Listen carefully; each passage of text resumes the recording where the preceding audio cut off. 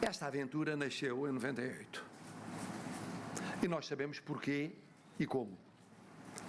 Nasceu depois de um momento de reflexão e de decisão na sociedade portuguesa que tinha por centro o debate acerca da vida. E, se quiserem, a propósito da vida, da maternidade. E um grupo de cidadãos convertidos em voluntárias e voluntários, decidiram arrancar com esta e mais algumas iniciativas por todo o país, mas esta talvez a mais simbólica e a mais impressiva, como uma espécie de testemunho de como o caminho continuava. E continuava porque aqueles que tinham defendido aquilo que consideravam fundamental para a vida e para a maternidade, entendiam que deviam passar das palavras aos atos, às obras. E a obra era, pela mão de uma grande presidente, mas de um grande punhado de colaboradores, de apoiantes, de entusiastas, a obra traduzia-se em criar condições para mais maternidade, criar condições para mais maternidade com o caminho da felicidade no futuro, numa sociedade que sabíamos e sabemos atravessada por inúmeros problemas que não deixaram de se tornar mais complexos ao longo das últimas décadas. Era uma aposta difícil, era uma aposta de esperança e uma aposta de fé. Era uma aposta de esperança, a esperança naquilo que os portugueses podem e sabem fazer quando querem. Uma aposta de fé porque reunia a todas e todos os que avançavam uma fé que não era apenas a fé nos homens, era a fé num Deus que iria apoiar inevitavelmente o seu caminho. Foi assim que avançaram. Eu, à distância e noutras circunstâncias, fui acompanhando esta aventura. Dela dei nota sempre que possível nas tribunas a que tinha acesso e depois pude testemunhar em 2016, quando nos encontramos na Avenida de Ceuta, aquilo que era já a parte avançada da campanha para a construção desta casa. Apareceria, entretanto, o contributo da senhora Comendadora, representando também esse contributo, uma visão familiar dela e do marido, mas juntavam-se muitas vontades, de tal forma que quando celebramos em 2019 os 20 anos da ajuda de berço, já todos tínhamos a certeza de que a casa ia aparecer. E eu devo recordar que em 2016, lá estava a doutora Maria Cavaco Silva, como madrinha, mas mais do que madrinha, como inspiradora, apoiante e protetora desta instituição. E por isso me parece muito justo que seja associada ao passo que hoje estamos a dar. Porque este passo é o resultado de um longo percurso. E nesse percurso ela esteve sempre presente. Eu acompanho o que foi dito na gratidão ao Sr. Dom Manuel. O Sr. Dom Manuel foi incansável. Primeiro porque acreditou. Dir-se-á, se um cardeal patriarca não acredita, quem acredita? Mas a história está cheia de cardeais, e porventura um ou outro Papa, que acreditou, mas nós ficamos sempre com a dúvida sobre se acreditou tanto quanto outros dos seus antecessores e seguidores. Ele acreditou muito, acreditou sempre. Mas mais do que acreditar, proporcionou no patriarcado a contribuição para esta obra. Também aí traduziu em atos aquilo que era uma intenção. Depois, a gratidão a esta grande líder que temos na nossa frente. Porque não se mede a fé das pessoas, nem a fé nos seres humanos, para ser correto, não dizendo a fé nos homens ou a fé nos homens e nas mulheres, a fé nos seres humanos, quer falando da fé em Deus. Ela é uma força da natureza. E, portanto, basta o rol de agradecimentos que apresentou para se ver a rede de dedicações que suscitou e o que isso significou ao longo destes anos. Em cada uma dessas pessoas criou uma amiga e um amigo,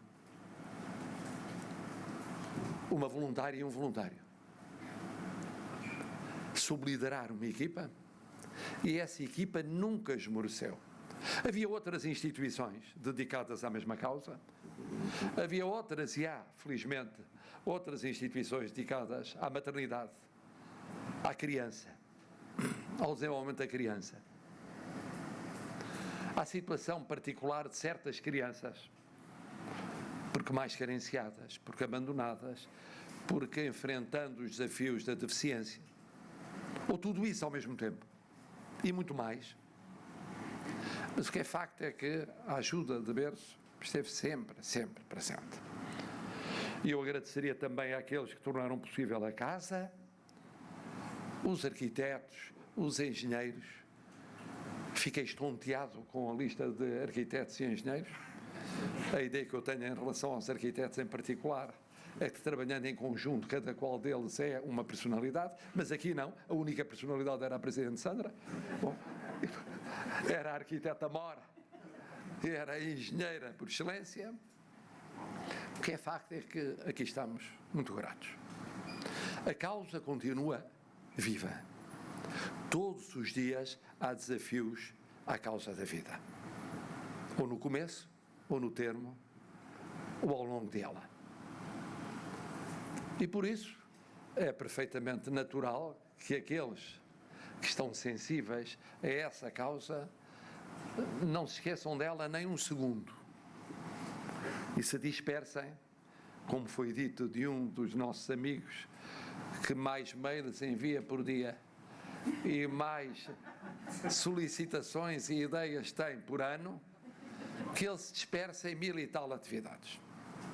É assim, faz parte da lógica da causa. E como disse o Sr. Dom Manuel, na sua homilia, e como disse a Sra. Maria Cavaco Silva, há futuro. Estamos a viver a transição para o futuro. E nessa transição, queria, a terminar, fazer só 2 referências. Uma reflexiva e outra porque é uma justiça merecida. A reflexiva é a seguinte: tem havido ultimamente uma discussão na sociedade portuguesa sobre a melhor forma de enquadrar as crianças nas situações de risco que são a razão de ser da ajuda de berço. Tradicionalmente, havia a visão, já muito antiga, de que isso era um problema da família que não importava aos poderes públicos. Depois passou a ser um problema da família, importando aos poderes públicos, com uma visão de institucionalização muito ampla, que passou no espírito de alguns a ser como que a regra. Depois a sociedade civil, como se diz agora, mas são as famílias, as pessoas, as comunidades religiosas e outras comunidades, que vieram continuar a dar o seu contributo ou juntar novos contributos, nomeadamente na base do voluntariado, para esta causa. A última grande discussão é a seguinte: se não é o caminho preferível abandonar a via da institucionalização e apostar no enquadramento familiar, pensando nomeadamente nas famílias de origem, mas em muitos casos, cada vez mais casos, noutras famílias, famílias adotivas ou famílias de acolhimento. E ultimamente tem havido programas públicos orientados, mesmo a nível orçamental, para essa finalidade. O que eu quereria dizer, tendo refletido muito sobre a matéria, é que nenhuma dessas várias pistas anula as outras. É muito importante que haja uma aposta em mais famílias de acolhimento, com mais meios para esse acolhimento. Não é isso razão para, nomeadamente, a Segurança Social deixar de ver com apreço o testemunho e a obra daquelas instituições baseadas no voluntariado que criaram verdadeiras famílias de acolhimento. Que já existem essas famílias de acolhimento. E porque não somos um Estado muito rico, teremos de conjugar as diversas dimensões, não deixando ninguém para trás, como agora se repete muito, não esquecendo ninguém, aproveitando o contributo de todos. A última palavra é a palavra óbvia de agradecimento. Eu sei como esta foi uma obra de fé.